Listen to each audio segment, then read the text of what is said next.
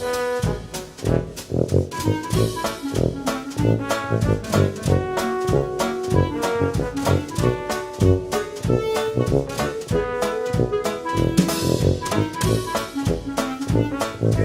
likes music. Now, think of your favorite song and how does it start?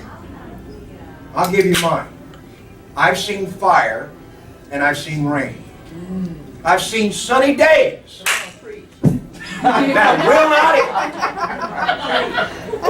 end. Don't get me started. I'll go. I will go.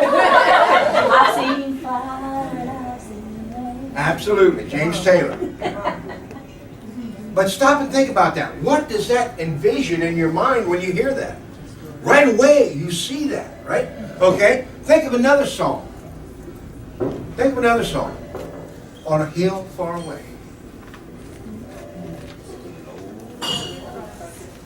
See, those things evoke a picture in your mind. Now, I'm going to give you another one. And this is not a song. This is something personal to me. My grandfather wore flannel shirts. And I could smell the aroma from his pipe. And I knew I was in the presence of love. Now, let me ask you something. What color was the flannel shirt? Red. Red and black? You What? didn't say. I didn't say, did I? What was the smell that you smelled with the pipe smoke? Love. Wow, you didn't say. But you see, when you draw those pictures in words, that's storytelling. And to be effective at it, we have to give enough information that we're not saying, okay, she had on a black and white check shirt, and her hair was purple, and I mean, you don't tell all that. You don't have to tell all that. You have to tell just enough. For example, several years ago, my wife and my sister-in-law got together. Could you close that door? Several years ago, my wife and my sister-in-law got together, and they decided that we would celebrate our anniversary. We were going to go to the ballet. And I said, that would be great, because I only had one question. Can we eat? Because I like to eat. I haven't missed too many meals. And they said what we would do is, the men, my brother and I, would wear our tuxedos, and the ladies would wear their fancy gowns. We would get flowers, and the men would wear boutonnieres. I went and got my G.I. Joe and my ear that I had from Halloween, and I got it out. And I said, is this what you're talking about? They said, no, it's a flower. And so we went to Columbus, and we ate at the top of the mark. I don't know if you've ever been there or not, but it's a huge, big, like here, top of that building. I don't know if it's a meet or internet. I'm not sure what the name of the building is anymore, but the thing goes around in a circle. And it's wonderful. But don't leave your pocketbook on the sill, because by the time you get back around, it may not be there.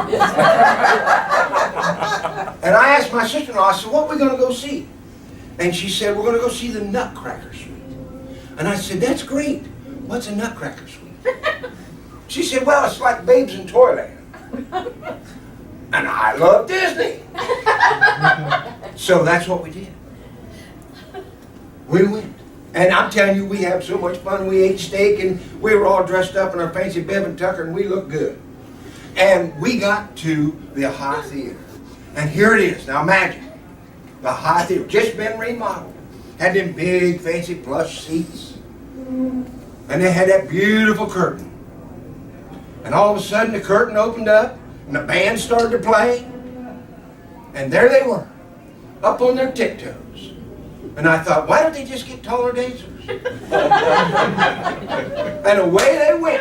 And they started kicking and flying all over that place. I'm telling you what now. I had no idea what was going on. Because here's what they did not tell you. They do not speak at the ballet. There's no interpreter. There's no narrator. There's nobody to let you know what's going on. And the band started playing, the song from Tetris. And I kept thinking, boy, I wish I had a Game Boy on me. Now, let me tell you something, gentlemen. This is just for the guys. Come here. It's dangerous at the ballet. I was black and blue from here to here. Of course, I learned to whisper in a sawmill. My wife kept giving me one of these. Shut up! Shut up! Because I had stuff to say. I was amazed. It was amazing to me. Well, then we had the intermission. And I thought, this is going to be wonderful. Because I'm going to go down and get some popcorn, I'm going to get some peanuts, I'm going to get some Cracker Jacks, I'm going to get something. I'm going to get a Coke, I'm going to get one of them big Slurpee jobs, I'm going to get something. Well, at the ballet, we don't have food at the intermission. We raise our little fingers and we talk about how wonderful the ballet is. Oh, didn't they do this so well and the pirouette? Well, let me tell you what. I couldn't undertake it. We went back upstairs, sat in our seat, and don't you know, they went into the dream sequence. And I went into a dream sequence. And when I dream, I snore. And here's my wife, bam, bam. I'm telling you, I couldn't walk for 3 weeks after the ballet. So, here's what we found out. That telling stories can be entertaining. Yes. And it's wonderful to add to your speech. Sit right in the front row, honey. I promise I won't spit on you. Unless I get too excited, then who knows what might happen. So how can we take a story and add it to our speeches? Now, actually, when I gave that speech was right up, I believe it was right up here, wasn't it, Kathy? This was the main ballroom. I gave that speech in 2003, and I won the humorous speech contest with that particular speech. I know that's hard for some of you to believe, but I was up against some stiff competition. Stiff competition. It was the outfit. Was it the outfit? I think this is what I had on. No, I had none. See, and that's the key thing about I never had a tutu on. Because I couldn't find one big enough. See, the ballerina girls are little tiny things, and I'm not. I'm the opposite of tiny. I'm mammoth petite. Yes. So, but what I'm saying is, everybody that I talked to that heard that speech in 2003 says to me, I loved it when you had that tutu on. I never had one on. This is exactly what I wore. I might have had on tan pants, but this is even the tie.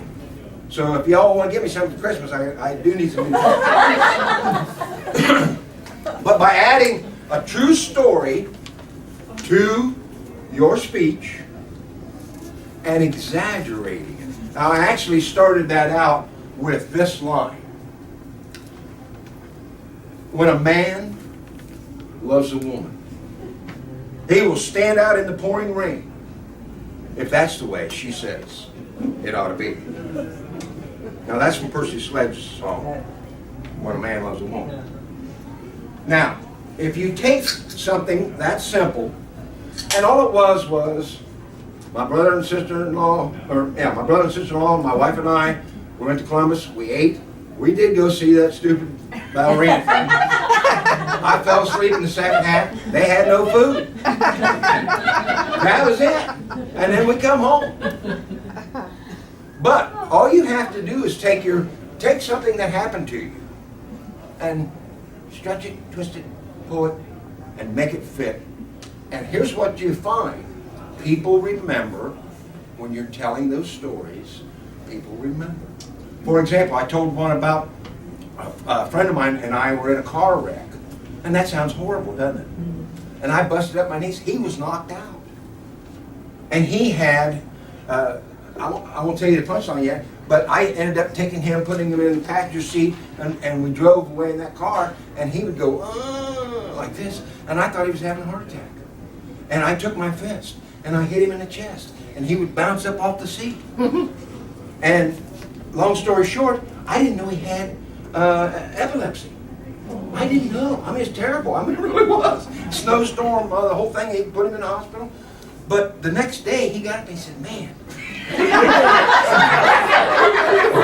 Don't get too far ahead of me now.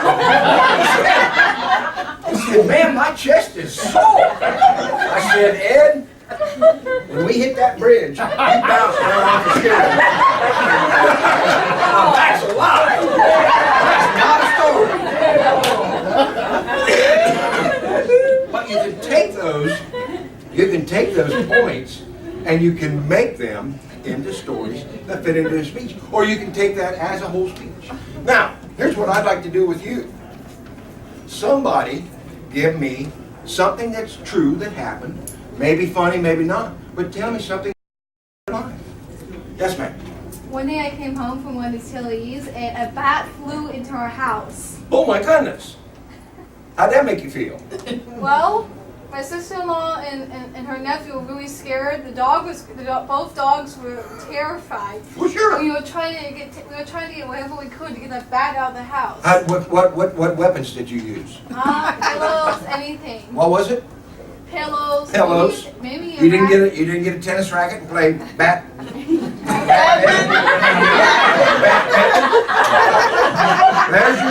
There's your tie-in. There's your tie-in. You was playing bat mitten. See, you have to have a tie-in. Billy, give me one. You always have a good one. Oh, man. You got one? Want me to come back to you? Yeah. Okay, somebody, yes, sir. Okay, when I took my grandmother to Italy, Yeah? we bought a form of cheese, round cheese. Sure, yeah. Had a hatchback, and it was in the back of the hatchback. Not good. Slammed on the brakes. Yeah. Hatchback opened up. Uh-oh. The cheese rolled down the street.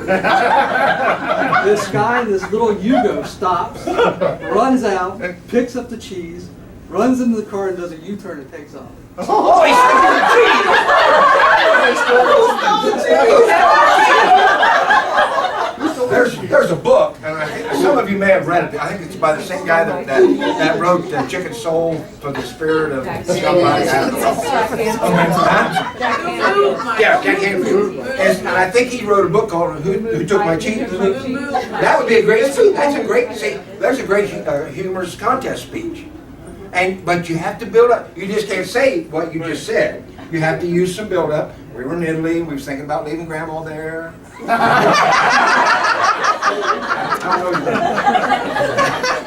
And you build up, and then you tell that story. You stretch it. You build it. And then you say, who stole my cheese or who cut the cheese or something. I don't know. So that's good. That's good. You ought to take that and write that and expand on it. Anybody else? I'm here to help. Family gathering, Thanksgiving. My uncle brought his big motorhome, it's like the size of a bus, down to the rural county, just at the edge of Meigs County. Yep. Pulls in, begins to rain. There's 50 people there, but that thing was stuck in the mud beside the house.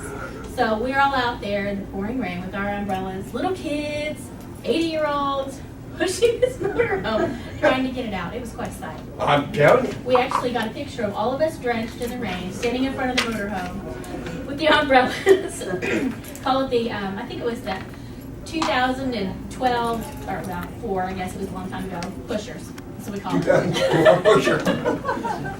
Here again, stretch, twist, bend, talk about it, talk about the mud, talk about, the spot.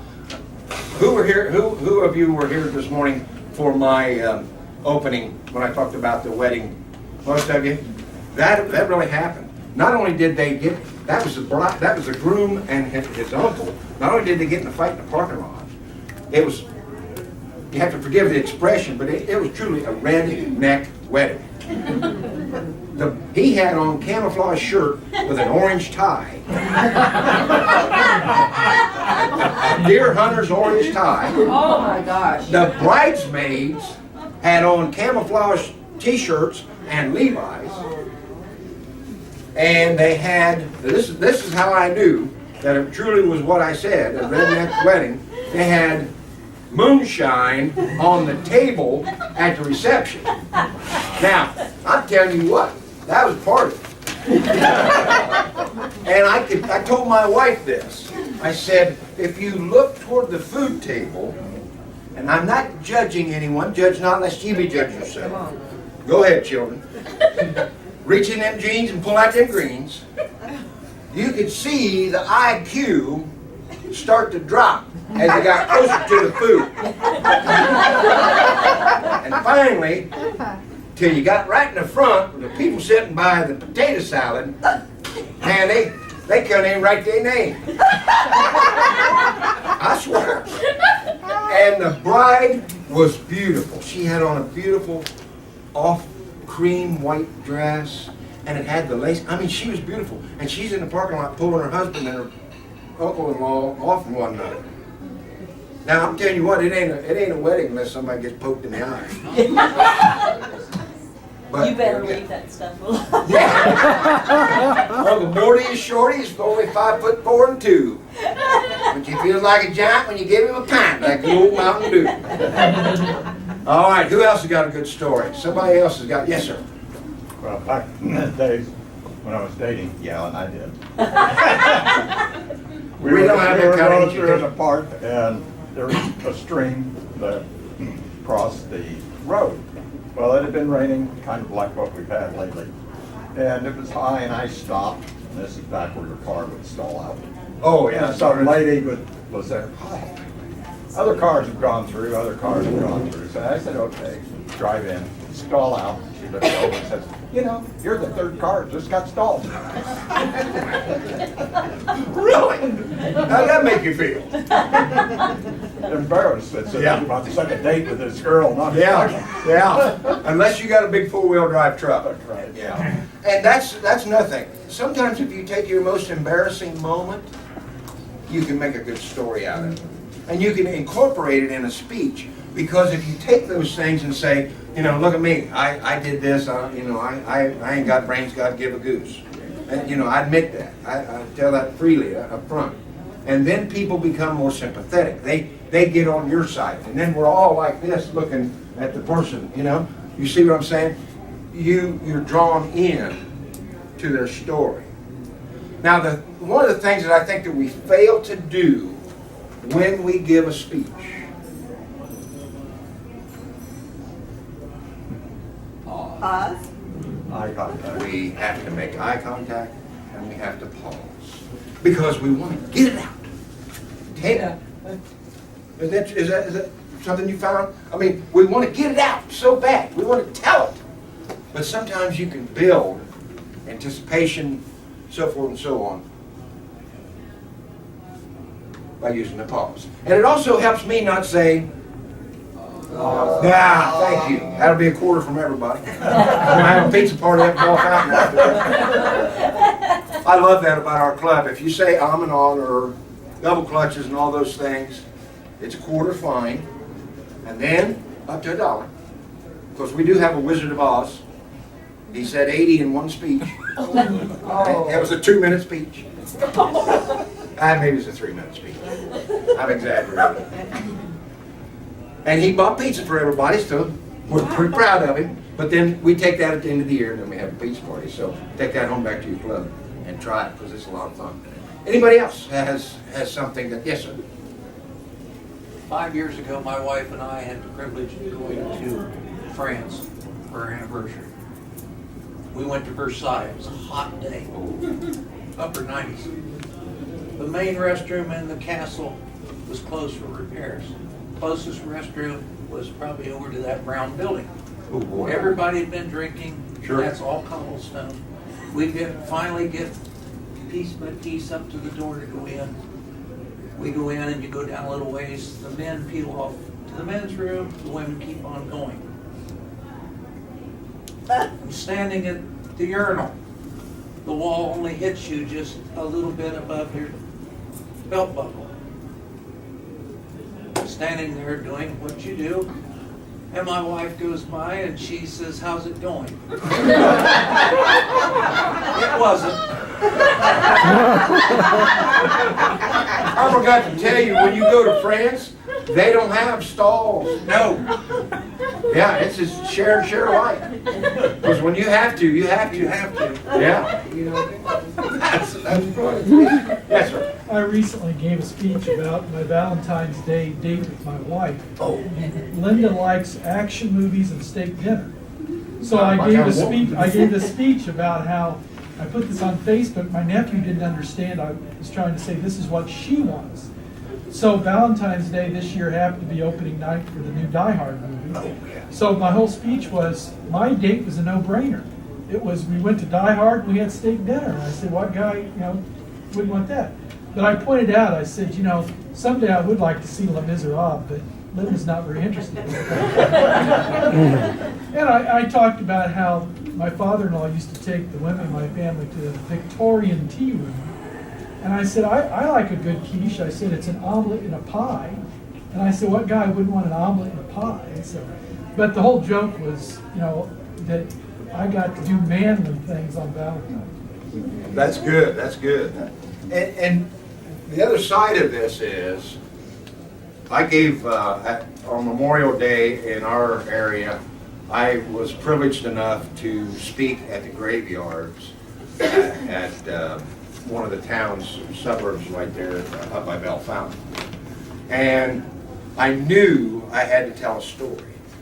And having been a Navy medic during Vietnam, I was able to talk about some very, very serious things that happened. I did add a little bit of humor, but not a lot, because of the severity and the respect that I feel for our vets and the guys that I've served with and those things. But I was able to do just a little bit as an opener, as a break, because everybody was there. It was hot, rainy, everybody's, you're concerned about people that had passed away and loved ones and such. And I did a little bit of humor, and then I went into my speech. But here's the thing that I find, and this will serve you well if you write this down. If you write this down, this will serve you well. This will help you in your speeches. If you go serious, which most of us think we are serious, if you go serious, you can take people down, hold them down with that serious thought, but then you got to bring them back up. You can't smother somebody. You have to let them come back up. I made a huge mistake. Probably more than one. Now that I kind of look back on it. But I was giving a speech, and I thought that this was a funny joke, but in the context that the speech was, they didn't go together. Old man laying on his deathbed, sick, pain, suffering, and he smelled from the kitchen his favorite walnut oat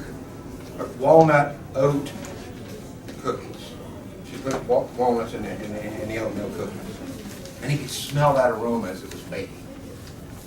And with his last struggling self, he got out of bed, and he leaned up against the wall, and he got down the hallway, and he got into the kitchen, and he collapsed on the kitchen floor. With his last ounce of strength, he reached up, tried to grab a cookie, and his wife said, "Leave them alone, I'm for the funeral tomorrow." And then I went into, can I have some more? And then I went into my speech. You can't do that. You can't do that. But it's a funny joke. I'm a sick, twisted guy, but thank you. All right, anybody else got something maybe it's on a serious note that's not a funny story? Yes, ma'am.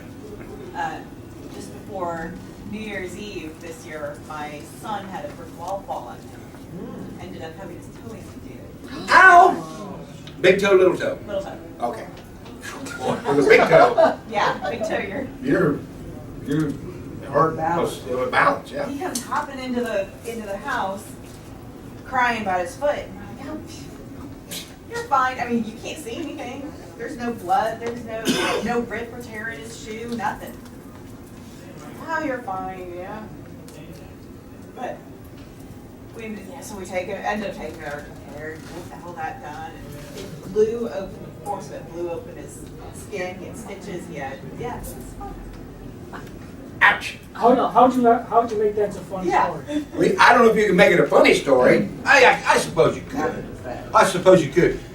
What I look at when I talk about stuff that's funny, I get angry at the situation. If you take that anger at the situation, you look at a lot of comedians and they have a point of view and they're angry at stupid drivers, cell phone, people, kids, whatever it might be, mother-in-laws, you know, they pick a point of view. Write that down. They pick a point of view. And you might be able to take that situation and expand on that and say, you know, here's little Johnny, he did this, he does that every day. He got a busted thumb, he got a hangnail, he got, you know, his hair's not parted right, he gets upset about it. You know, and you take that and you exaggerate that. Well, then he comes in, the story of the man that cried wolf, you might be able to use that with that. Here you, yeah, I lost my toe. Yeah, right, nothing wrong with your shoe. I want to see some blood. No blood, no foul. That was the rule in our house. Kids was playing basketball. One of the kids jumped up by the fence, come back down off the fence, and then playing. Pretty soon somebody comes in the house crying. What? And when he pulled his shirt aside, a nail had poked him in the side and pulled part of his gut out. So we went to the hospital. If you got boys, you're going to the hospital. Right? Yeah. Broken something. Broken something. What else? Who else has got something? Sir, did you raise your hand earlier, or did I miss you? Or no, it was you. Yes, I'm sorry, man. This is, for me, it was kind of a spooky story. This is many years ago, back when I was married. I was married to a guy that worked in the graveyard cemetery. And he had told a story about somebody, he watched him for a while before it got gross. But anyways, this person had like a cage with chickens or roosters or something. This guy was over somebody's grave, like he was doing this ritual or something over somebody's grave, and he had to stop it, you know, had to run the guy out. Well, a few weeks after that, me and him and some of our friends all went on a camping trip at Old Man's Cave. And around the campfire, he decides to tell the story. Well, shortly before that, I was talking about going to bed and going to the tent and going to bed. Well, he starts in telling the story, and I decided to stay there and listen. And we were all laughing and joking around about this and whatnot. All of a sudden, his great big F-350 ton truck decides to start moving and rolls over the tent. Oh my God. So if I didn't went to bed, I'd been crushed on fear. But anyways, but I just thought that was so weird. I'm like, I felt like a spirit or something was there that heard us stoking about it. It didn't like it. And this truck decides. See, there's some things you can't joke about. Unless somebody got chickens. You got chickens in the graveyard. One, you ain't in my club. And two, I'm not going to Old Man Cave. That is weird. That is weird. It did roll straight over the tent. It just let Wow. us. Nobody was around. We were all around the campfire joking, Wow. talking about the situation. Ford. There you go.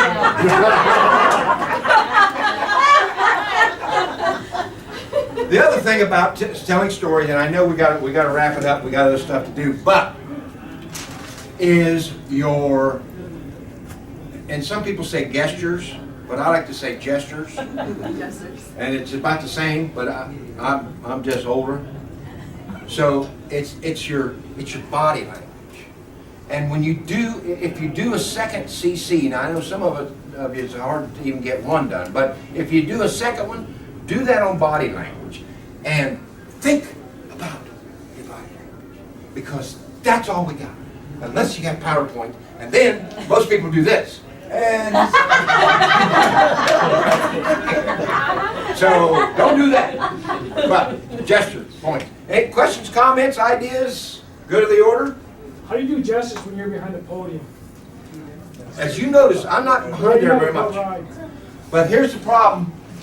If you are locked behind the podium, or this is actually a lectern, if you're locked behind the lectern, then you need to free your mind. You know what I'm saying? You need to step out. Step out here, get in front, Don't get locked behind here, because the longer you're back here, what's between me and you? This thing right here. Get away from it. Now, if there's a mic and you have to because of the largeness of the room, that's another story. Stand on the side and talk into it like that. But give yourself room. Yes, sir. You kind of have to be bigger than life. Yeah, you do. You have to.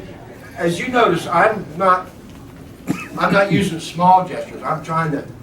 And we all want to do the praying hands and the fig leaf and the reverse fig leaf. And all the praying hands, and then we steeple. You know, and then we do the spider on the mirror push-up. Yes, sir. There seemed to be some discussion I read in Toastmasters about whether every story you have to use, does every story have to be original and true? I mean, I was a pastor for many years, and I've got files and stuff, great stories. I mean, and if it's obviously copyrighted material, you want to give credit. Copyrighted material or context. But somebody acted like, I read somewhere, they were like, you know, well, it always needs to be original, it always needs to be first person. No. Well, first person I agree with. Copyrighted material, Mark Twain stuff, Steve Martin, anybody, comedian, give credit where credit is due. But here's the other rule to that. The first time you give credit. If it's really funny, the second time you give a little bit of credit. Third time it's yours. I'm a smart guy. I think this stuff up. Actually, I listen. I have a book this thick from Milton Berle. He never told an original joke in his life. He stole from everybody. Yeah. So, and most of you have no idea what I just said. Who's Milton Berle? Milton Berle. So I want to thank you. If there's any other questions or you got other things you want to come up here and see me about or ask, Bill. I just want to say you did an excellent Yeah. job. Yeah. You can have a-